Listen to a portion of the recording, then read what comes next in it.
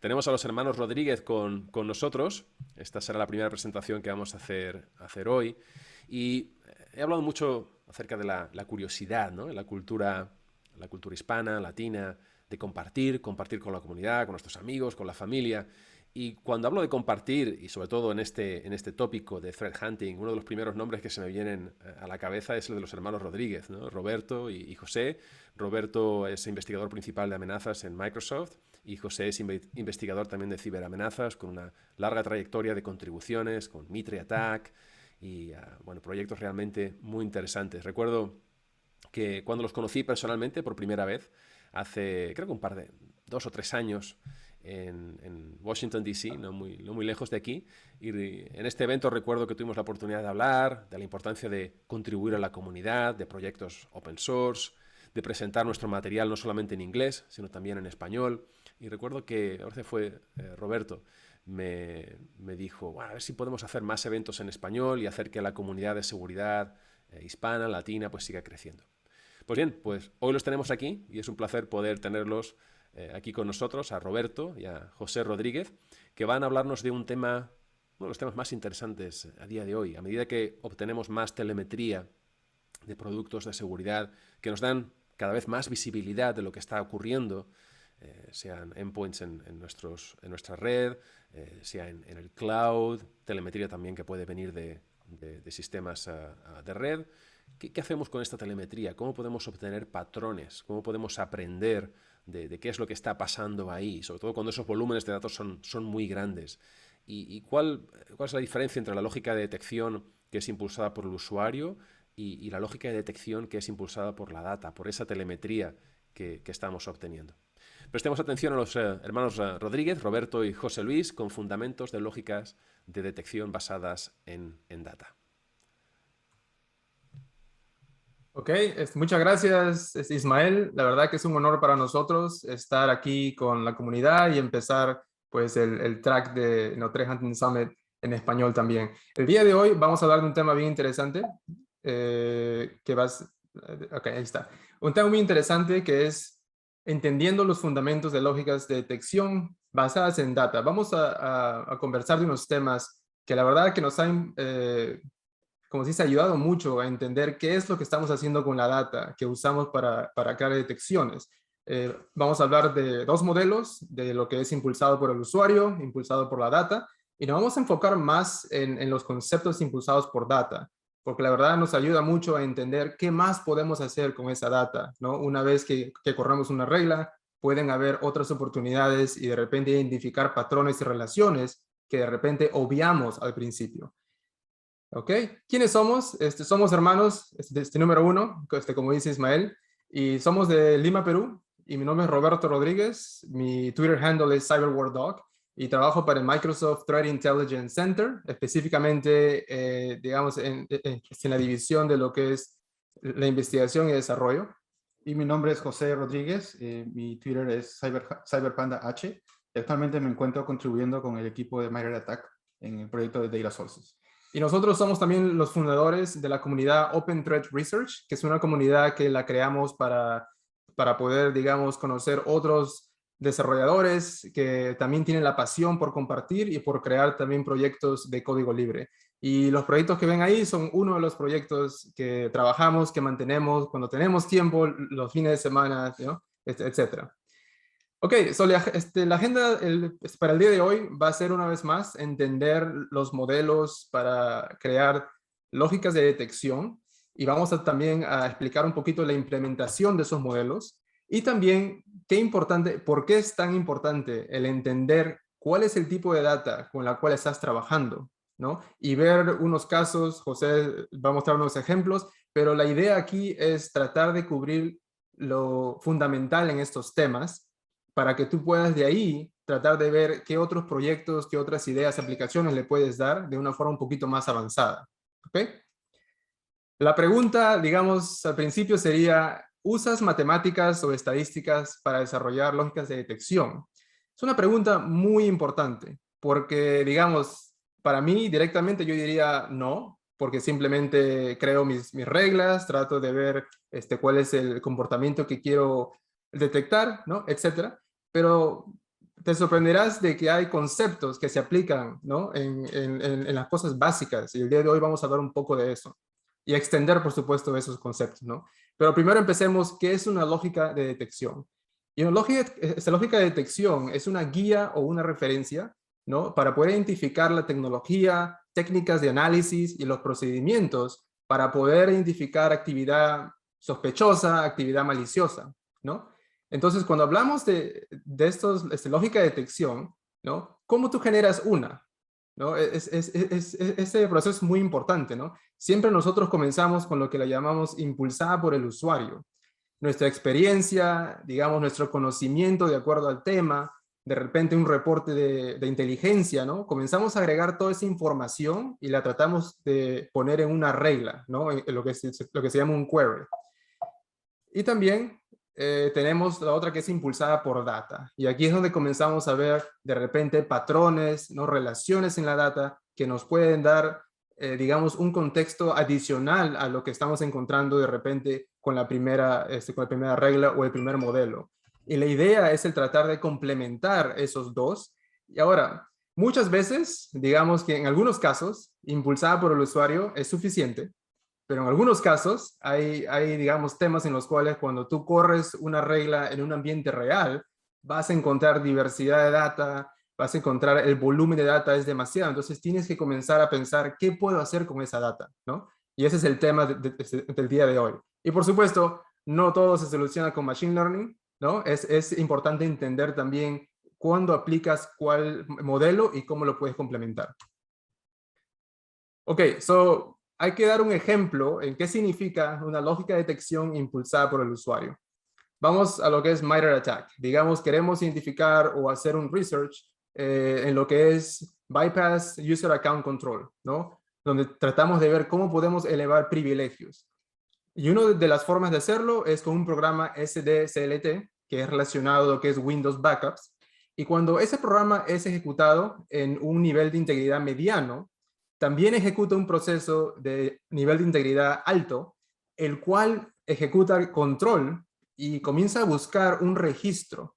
Y por supuesto, usualmente ese registro no existe. Esto es lo que se llama COM hijacking based type of bypass. Y como pueden ver en el cuadro, creamos ese registro, le agregamos de repente un PowerShell command o un comando de PowerShell, y cuando ejecuta el programa, puede generar un proceso, en este caso, digamos, como PowerShell en un nivel alto, ¿no? Cosas que de repente ya sabemos, ¿no? Entonces, para poder investigar esto o hacer un desarrollo, ¿no? Tratamos de crear una regla. Y en este caso es un simple join, el cual nos permite encontrar, por ejemplo, esos procesos que fueron creados por el proceso control. Entonces, esto es lo que hacemos, digamos, todos los días, ¿no? Leemos la información, tratamos de entender la implementación de la tecnología, ¿no? Para poder ejecutar esta técnica, creamos la regla, agarramos la data y de repente hasta contribuimos a un repo en la comunidad. ¿Ok? La pregunta es, ¿fue necesario usar matemática o estadísticas para llegar a este punto o para correr toda esta regla? Para mí, directamente, antes de esta presentación, yo diría no. No hubo nada de matemática, ninguna fórmula. ni una fórmula y nada, ¿no? Pero si vemos un poquito, digamos, una regla también que puede ser usada para interpretar el comportamiento en esta técnica, podemos entender de que estamos identificando la data, lo que vamos a filtrar, y estamos también identificando condiciones y cómo esas condiciones son usadas para poder llegar al comportamiento. Esto es lo que se llamaría lo más básico de la teoría de conjuntos en matemática, ¿no? Y ahí ya me lleva hasta mi escuela allá en Lima, Perú, de que me hubiera gustado de repente poner más atención. Pero cuando yo comienzo a pensar en teoría de conjuntos, esto es lo que se me viene a la mente. Y eso es lo que usamos también, ¿no? Cuando hacemos un join. Y esto es tratar de identificar atributos comunes en la data y poder representarlas, ¿no? De una forma para encontrar ese comportamiento, ese behavior, ¿no? Usualmente es usado para crear lo que se llaman detecciones en secuencia, ¿no? Y un ejemplo, si agarramos el query anterior, el join, ¿no? Tenemos de repente el mismo evento, pero estamos creando una unión o un inner join y estamos viéndolo desde un punto del proceso, el GUID del proceso de control, por ejemplo. So, agarramos el process GUI del programa control, que fue ejecutado por el primer programa, y tratamos de investigar qué ejecutó ese programa, ¿no? Para llegar hasta un potencial bypass UART. Ahora, ¿cómo nos ayuda el modelo ahora impulsado por data, ¿no? Ya hablamos de usuario un poco, de repente eso es muy familiar, ¿no? Pero cuando hablamos de ahora de data, una vez más, se complementan bien. De repente, no siempre, o sea, lo vas a usar, pero es importante entender cómo te ayuda a, digamos, una vez más, a entender qué otros patrones, qué otras de repente características de la data fueron obviados, o de repente no pensaste, ¿no? De que podrías usar otro field o digamos, otro atributo para, ¿no? Para mejorar esa detección, ¿no? Claro, y sobre todo en aquellos ambientes donde el volumen de data, la velocidad con la que colectas y la variedad que estás colectando comienza a incrementarse día a día, ¿no? Es correcto. Por ejemplo, yo veo que cuando yo trabajo en mi laboratorio todos los días, tengo, digamos, 10 computadoras con un domain controller o lo que sea, y la data, por supuesto, no me da muchos casos, ¿no? Para poder usar bastante lo que son modelos estadísticos, etcétera, ¿no? ¿Ok? Entonces, ¿cómo empezar a usar este modelo de data? Es muy importante, pero primero, ¿no? Primero, hay que entender de que si vamos a comenzar a usar estos conceptos un poquito más matemáticos, ¿no? Para poder analizar data, tenemos que entender de que tu data tiene que estar documentada, tienes que saber qué es lo que tú estás trabajando, o sea, con lo que tú estás trabajando para esa detección. Tienes también que saber cómo tu data está siendo estandarizada. Una vez más, en un ambiente real hay mucha diversidad de data. Y por supuesto, cómo la puedes modelar, cómo puedes identificar qué relaciones o características de la data te pueden ayudar a crear esas relaciones para identificar el comportamiento de un adversario, ¿no? Entonces, ¿cómo podemos, asumiendo que, como dice Roberto, entendemos nuestra data, la hemos documentado y entendemos qué acciones fueron las que generaron, ¿no? Esta telemetría en nuestra red, en nuestro entorno de red? Veamos cómo podemos empezar a usar este modelo impulsado por data. Y un primer concepto que es muy importante, debemos entender el tipo de data que estamos recolectando, el tipo de data que tenemos disponible para nuestro análisis. Y si tomamos como base el ejemplo que Roberto desarrolló hace un momento, podemos identificar algunos elementos de data como el ID del evento, el nombre de un proceso y el nivel de integridad también de los mismos. Entonces, tomemos esos tres elementos y agreguemos algunos más para poder complementar este mix de tipos de datos, como la cantidad de conexiones que se generan en nuestra red o los bytes que se refieren, ¿no? Hacia o desde nuestro entorno de red, y también el tiempo de creación, en este caso, de cada evento que colectamos, de la telemetría. El primer grupo de datos que es muy interesante son los datos categóricos, donde nosotros usamos categorías o cualidades, ¿no? Para poder describir la data que colectamos. Esta data nos permite agrupar, ¿no? Nuestra información y también, en cierta manera, ordenarlos. Y usualmente se usan letras o palabras para poder describir sus valores. Ahora, si bien hablamos de palabras, ¿qué hace un número ahí? Un número 1. Podemos usar números para poder describir categorías, cualidades, pero hay algo importante que tenemos que entender. Estos números, cuando nosotros hacemos la aritmética, y cuando digo aritmética me refiero a la suma o resta, operaciones como esa, por ejemplo, si yo sumo un evento 1 más un evento 2, no es que estoy creando un nuevo evento con más información, más contexto número 3, no. Esta aritmética usualmente no agrega ningún contexto a nuestro análisis. Hablábamos de que estos tipos de datos categóricos nos permite agrupar y ordenar, y justamente eso nos permite entender subcategorías de datos categóricos, donde tenemos los datos nominales, que como su nombre bien lo dice, son nombres, son tags que le podemos poner a nuestra data para identificarlos, pero también tenemos datos ordinales que no solamente nos permiten agrupar, sino que también nos permiten ordenar la información. Por ejemplo, si consideramos la integridad de un proceso, tiene diferentes categorías, ¿no? Donde cada categoría tiene desde un menor hasta un mayor nivel de acceso, ¿no? En nuestro entorno. El siguiente grupo de datos que es muy interesante son los datos numéricos, ¿no? Usamos números o cantidades para describir nuestra data. También nos permite agrupar y ordenar, pero lo que podemos hacer ahora con estos datos es la aritmética, ¿no? La suma, la combinación de estos valores de diferentes registros ahora tienen más sentido. Si comienzo a sumar o a acumular, por ejemplo, los bytes transferidos en mi red, eso me permite entender el volumen de lo que se está desarrollando, ¿no? Ahora, estas variables pueden ser generadas a través de procesos de conteo o medición, y eso nos permite entender los dos tipos básicos de datos numéricos, ¿no? Los datos discretos, que usualmente obtenemos cuando es un proceso de conteo, por ejemplo, la cantidad de conexiones que se da en nuestra red, o datos continuos, que son el resultado de la medición de alguna variable. En este caso, con un sensor de network podemos identificar la cantidad de bytes que se transfieren en nuestra red.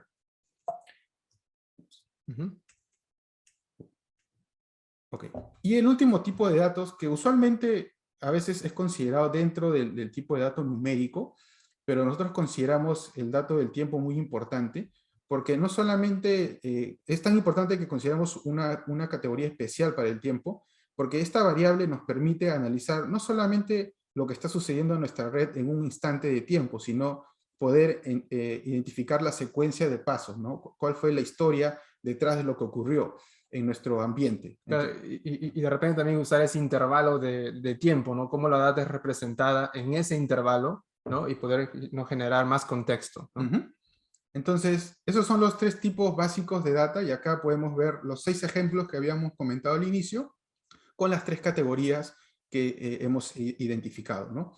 Ahora, la pregunta que se deben estar haciendo es, ¿por qué es importante entender esto? ¿Por qué identificar el tipo de dato? Bueno, la respuesta es muy simple, pero muy importante. Cada tipo de datos tiene una especial técnica, claro. una técnica de análisis que puedes utilizar, y eso es lo que te permite poder empezar a entender esa lógica de detección basada en alguna hipótesis, en inteligencia, pero también cómo puedes complementarlo y de ahí, por ejemplo, iniciar otro tipo de análisis también, ¿no? Sí, eso es muy importante porque, por ejemplo, yo por muchos años, ¿no? Se lo he dicho a José, cada vez que yo entraba, digamos, a un SOC, ¿no? O tratar de hacer hunting, de repente con un proceso que fue creado por la compañía, nunca me ponía a pensar cuál es el tipo de mi data y qué puedo hacer con esa data. La mayoría de veces viene de nuestra, una vez más, experiencia, ¿no? Pero mucha gente que hasta empieza lo que es en el field, en lo que es en la industria, si entras con estos conceptos, vas a estar, a mi parecer, un poquito más adelante que mucha gente que solamente entiende lo que es un conteo y frecuencia, y de repente filtro y searching, ¿no? Algo así, ¿no? Claro, y justamente como Ismael nos comentaba al inicio, el tema de la curiosidad, ¿no? Entendiendo diferentes conceptos, puedes tú estar yendo en digamos, una línea de análisis, pero cuando ves este tipo de características, diferentes tipos de datos, puedes identificar otros caminos para continuar tu análisis. Exacto. Entonces, veamos ahora, entendiendo esto, qué aplicaciones, ¿no?, tiene el modelo impulsado por data.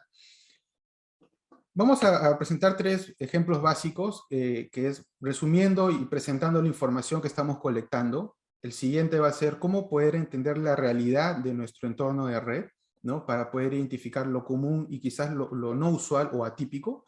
Y también cómo esto nos puede llevar a sentar las bases de futuros análisis, ¿no? Los ejemplos que vamos a describir a continuación están basados en este dataset, que es parte del proyecto Security Dataset que tenemos en OTR, que describe la simulación de una campaña del APT29. Que fue parte de lo que es el APT29, Sí. Que fue usada parte de las evaluaciones que hace MITRE o Mitre, ¿no? Con compañías, ¿no? Para poder ver sus detecciones, validar detecciones, etcétera, ¿no? Así es. Entonces, empecemos mostrando ejemplos de cómo podemos resumir y presentar datos categóricos. El primer ejemplo que queremos mostrar es cómo resumir información usando la dirección IP, ¿no?, de conexiones que se pueden dar desde un endpoint de nuestra red hacia otros endpoints que también pertenecen a la misma red o de manera externa. Y lo que podemos usar es simplemente un análisis de conteo, frecuencia, y podemos mostrarlo en una tabla, como ven a la derecha, o puede ser un gráfico de barras en la parte izquierda. Esto no solamente nos sirve para poder hacer un resumen de la información, sino que también podemos empezar a identificar cuáles son los IPs más frecuentes o los IPs menos frecuentes en estas conexiones y empezar de repente a identificar valores que no son usuales. El siguiente análisis que se puede hacer con datos categóricos, ¿no? Pueden ser usar tablas de doble entrada, que es una manera de correlacionar dos variables. En este caso, estamos correlacionando la integridad de los procesos y los usuarios que crearon estos procesos, ¿no? Y podemos ver usuarios que están usando Procesos con integridad elevada, con integridad elevada, ¿no? ¿no? Y que de repente no son administradores, ¿no? En la red. Bien, eso fue para la parte de datos categóricos. Continuemos ahora con la parte de los datos numéricos. Y cuando hablamos de datos numéricos, por ejemplo, en este caso usemos la duración de una conexión en segundos, ¿no? Quizás el histograma es una primera buena herramienta para poder representar estos valores, ¿no? El histograma nos ayuda a identificar, por ejemplo, si ustedes ven en la parte inferior, que son los intervalos de tiempo. Tenemos conexiones que pueden ir, por ejemplo, desde 0 hasta 0.04 segundos. Y las barras significan qué tan frecuente son las conexiones que tienen esta duración. Entonces podemos encontrar qué es lo más común, ¿no? en nuestro entorno de red, pero también nos sirve como una guía de referencia para identificar aquellos valores que son atípicos, ¿no? Aquellos que pueden tener una mayor duración.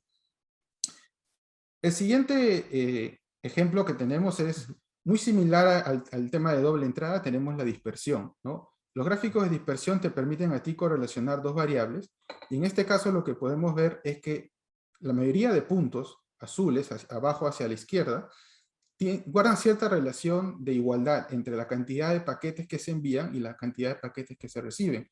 Pero podemos ver arriba a la izquierda y a la derecha también hay algunos valores que no cumplen con esta regla, ¿no? Entonces, es un primer indicador de posibles valores que no son comunes en nuestro entorno de red. Y finalmente, para la parte de resumir y presentar datos, hablábamos del tema del tiempo como variable importante, y esta variable tiene mucho más sentido cuando la combinamos con otra variable, como en este caso son los datos numéricos. Y lo que podemos ver en este gráfico son los bytes que se transfieren fuera desde un punto desde un endpoint en nuestra red, ¿no? Y podemos identificar visualmente que existe un pico, ¿no? de bytes transferidos. Entonces podemos empezar a identificar algunos valores que son atípicos, ¿no? ¿Qué ocurrió entre las 7:10 y las 7:15? Ahora, vamos a tomar estos conceptos, ¿no? Conceptos o técnicas para poder describir cómo puedo yo describir con estos valores y otras técnicas más el entorno de red actual en el que estoy trabajando. Entonces, si regresamos al ejemplo de los bytes transferidos, uno se puede estar preguntando, ok, ya visualmente sé que esto no es común en mi entorno de red, pero ¿cómo puedo también identificar lo normal, ¿no? ¿Cómo puedo crear un profile de mi network y decir, este es el volumen normal, y a partir de ahí sentar la línea base para identificar lo atípico, ¿no? Claro, es muy importante aquí porque sinceramente, por ejemplo, una vez más, ¿no? José viene más de un background un poquito más matemático, y cuando yo estaba haciendo mi análisis de data en algunos años atrás, nosotros siempre pensamos, hay que buscar por ese pico, hay que tratar de crear ese pico, ¿no? En lo que es la data. Y ahorita es un ejemplo básico, ¿no? Tampoco digamos que va a ser siempre así, pero entender lo que pasa, digamos, no en el pico, pero lo que está pasando en tu data, ¿no? Como para crear ese baseline, los conceptos que se pueden usar son, a mi parecer, muy importantes, y la mayoría de veces lo obviamos y solamente tratamos de crear una visualización para encontrar ese pico, ¿no? Nos tratamos de ver esto, pero no entendemos exactamente la teoría y conceptos que se pueden usar para ver claro, la otra parte, ¿no? Nuevamente el tema aquí es, aumenta el volumen, aumenta la diversidad, entonces esto se puede hacer visualmente. En algunos casos ya no es factible, identificar estos puntos, ¿no? Y para poder identificar qué es lo común, queremos compartir dos indicadores básicos. El primero son medidas de tendencia central. Piensen en medidas de tendencia central como un valor único que les permite representar a todo un grupo, en este caso, cada registro de bytes transferidos en nuestra red. Y también tenemos que entender qué son medidas de dispersión. Y hablábamos de tendencia central como un valor que representa al grupo. Las medidas de dispersión es qué tan cerca o qué tan lejos estamos desde este punto de referencia, ¿no? Y obviamente tenemos que usar ambos para poder describir, digamos, la línea base de nuestro entorno. Ahora, si esto todavía no está claro, veamos con unos ejemplos. Regresemos al tema de los bytes transferidos fuera de nuestra red. ¿Qué valor podemos usar para poder representar todo este grupo de datos? Tenemos, como comentábamos, la medida de tendencia central y quizás la más usada o rápida que la gente suele usar en este tipo de análisis es el promedio aritmético. Pero el promedio aritmético lamentablemente a veces se ve afectado por valores que llamamos inusuales o atípicos, que son muy grandes, muy pequeños, pueden mover este número de alguna forma que no nos ayuda para poder representar nuestra data.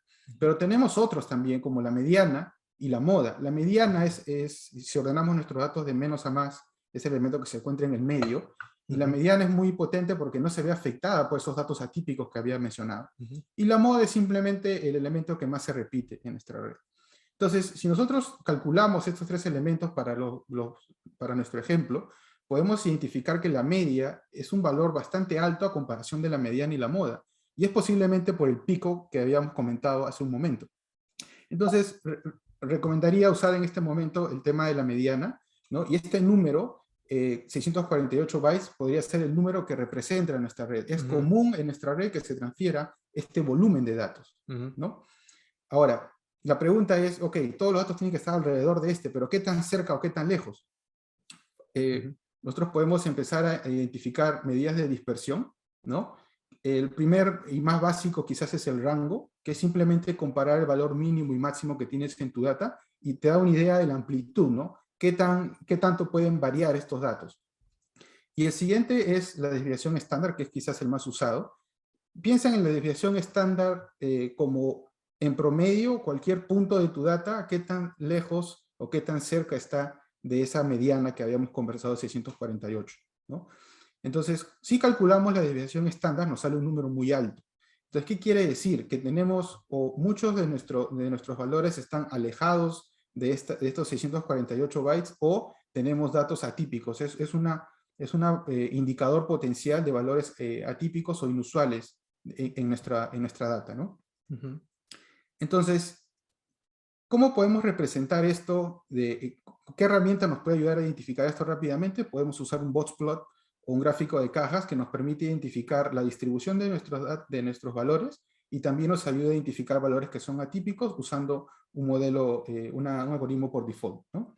Y algo muy importante aquí también, que es muy interesante, que estos conceptos, ¿no? De repente no son tan usados o tan conocidos, ¿no? Por muchas empresas, de las cuales yo he sido parte también de consultoría, ¿no? Etcétera. Pero lo importante aquí también es, desde una parte ofensiva, qué tan interesante es esta información, ¿no? Porque si es que yo, digamos, si es que me pongo el gorro de adversario o de red teamer, puedo ver de repente qué cosa es lo más frecuente, cuál es la mediana, ¿no? En este ambiente, y de repente poder adaptar mis digamos, herramientas, ¿no? Para poder pasar, digamos, debajo del radar, ¿no? O sea, algo así. Es muy interesante cómo los conceptos también pueden ser usados, ¿no? Por una parte ofensiva. Cuando llegan a un ambiente, pueden comenzar a coleccionar esa data y tratar de sacar esos conceptos. ¿Ok? Entonces, ahora, por supuesto, todos estos conceptos y técnicas nos permiten identificar qué otras oportunidades, ¿no? De investigación en todo este proceso. José habló de muchas técnicas que de repente no son parte de tu proceso cuando quieres analizar data, ¿no? Conteo, frecuencia, o hasta de repente desviación estándar. Es algo muy interesante, pero siempre cuando yo también comencé a usar esto, lo hacía de una forma, usando solamente una variable, ¿no? Digamos, los bytes que fueron enviados o bajados, etcétera.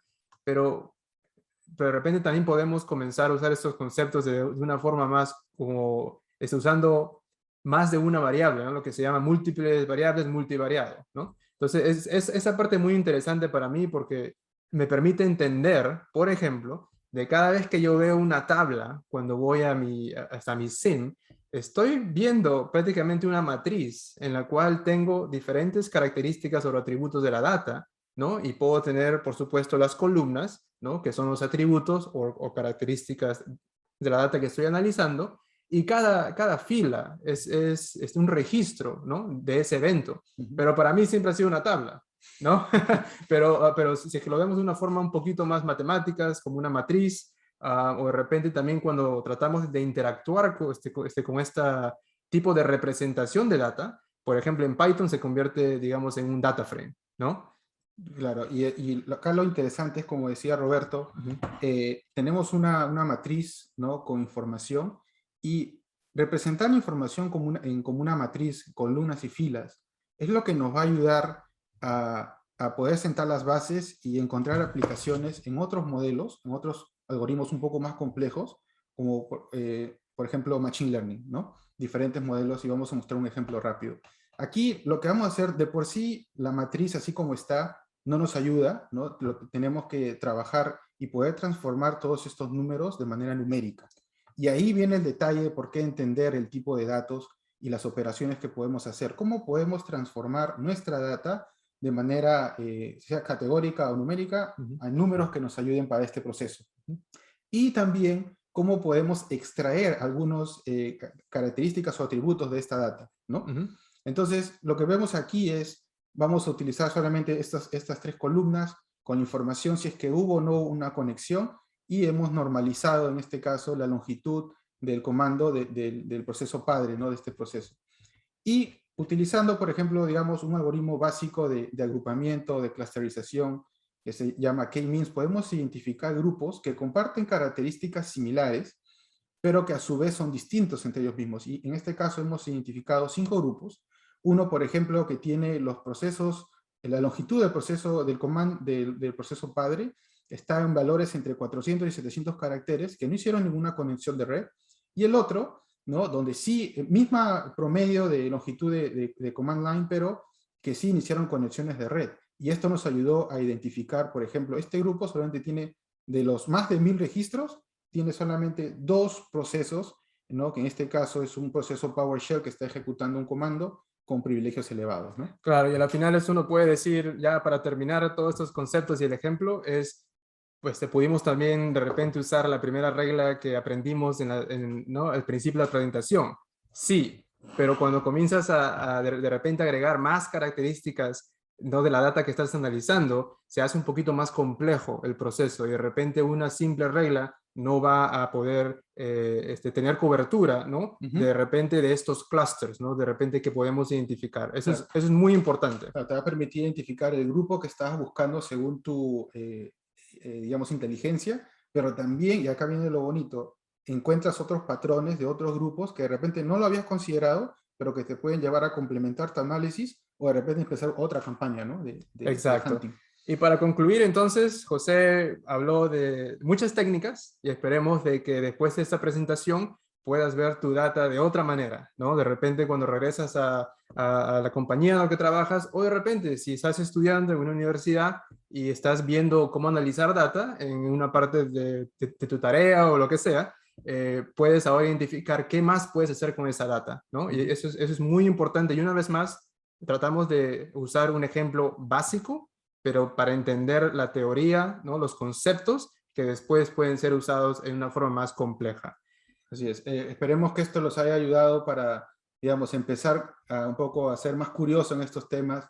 Hay fórmulas matemáticas detrás de algunos cálculos, pero gracias a Dios tenemos paquetes, por ejemplo, de librerías en Python o en R que nos pueden ayudar a hacer estos cálculos. Vamos a compartir al final del día el notebook que fue usado para desarrollar todas estas visualizaciones, y también, digamos, las tablas, ¿no? Sí, y eso sería todo. Muchísimas gracias. Muchas gracias. Muchísimas gracias a vosotros. La verdad que he disfrutado mucho, y sé que vosotros también, de que podáis compartir vuestro conocimiento, satisfacer nuestra curiosidad sobre técnicas de análisis con el resto de la comunidad. Algunos de los asistentes estaban diciendo, los hermanos Rodríguez, seguro que nos van a dar algún Jupyter Notebook. Así que muchísimas gracias por seguir compartiendo y mantener esa tradición. Veo que tenemos muchísimas cosas en común. A mí también me encantan los Jupyter Notebooks, pero también, no sé, a los tres nos encanta el fútbol. Y estaba pensando, Roberto, también yo tampoco presté mucha atención en las clases de matemáticas en la escuela. No, y es porque estaba jugando fútbol. Claro, el problema. Exacto, entre otras cosas. No, y también me gusta que hayáis explicado conceptos que, sinceramente, a todos nos intimidan mucho, ¿no? Cuando es algo nuevo que no sabemos, oye, esto de machine learning, todo este tema de estadística, parece que nos intimida un poquito, sobre todo si no tenemos ese background en matemáticas tan fuerte. Pero me gusta que lo hayáis explicado de forma muy sencilla y que, como se dice en inglés, ¿no? Esto no es rocket science. Exacto, Claro, exacto. y que deis además los medios disponibles para poder aprender más. Así que muchísimas gracias. Es importante saber a mano tener a mano y saber cómo utilizar esas herramientas Exacto. que hay hoy. Sí, sí. Y Sí, yo creo también de que el poder, digamos, definir cómo puedes, digamos, otras técnicas, ¿no? De análisis para la data, te permite también identificar tus restricciones, ¿no? Tus gaps, ¿no? De repente no tengo la tecnología apropiada, ¿no? Para de repente hacer más con mi data. Y eso es muy importante, porque a veces yo he visto compañías de que se conforman con el simple query de la data y ya está, ¿no? Es bueno para hacer, ¿no? Lo que se llama un IOC sweeping, ¿no? Para poder agarrar IPs, hashes, lo que sea, y correrlo y automáticamente saber si existió, ¿no? Es un indicador en mi ambiente, pero cuando vas a conceptos más allá de solamente es un query o una regla, ¿no? Que quiere mapear un IP o un hash, vas a comenzar a encontrar tus limitaciones, vas a poder conversar con tu equipo, con tus jefes, ¿no? Y poder decir, hey, mira, queremos ahora hacer más, pero no podemos. Y puedes ahora mostrar qué significa ese más, ¿no? Quiero hacer más. Ujú. ¿Qué significa? ¿No? Eso es Claro. muy importante. Y especialmente cuando el volumen de data comienza a incrementarse cada día, ¿no? No importa cuando hayas comenzado a colectar tu data, ahorita mientras estamos hablando sigue incrementándose, hay más volumen, más variedad, etcétera, ¿no? Exacto. y es importante tener también claro cuáles son las preguntas, ¿no? Que queremos responder y con la Exacto. herramienta que necesitas para eso. Muchas Exacto. veces comento que el Mitre Attack, ¿no? Este framework, nace realmente de la exploración de la data, en este caso la telemetría de endpoints, ¿no? Exacto. Y es importante saber que eso no es rocket science, y muchas gracias por hacer todo este conocimiento fácil y disponible a la comunidad. Muchas Muchas gracias. gracias una vez más, José y Roberto. No olvidéis, tenéis ahí en la pantalla el hallway, el canal de Slack, donde podéis preguntarles directamente a ellos, y también donde poder enviarnos vuestro feedback. ¿Ok?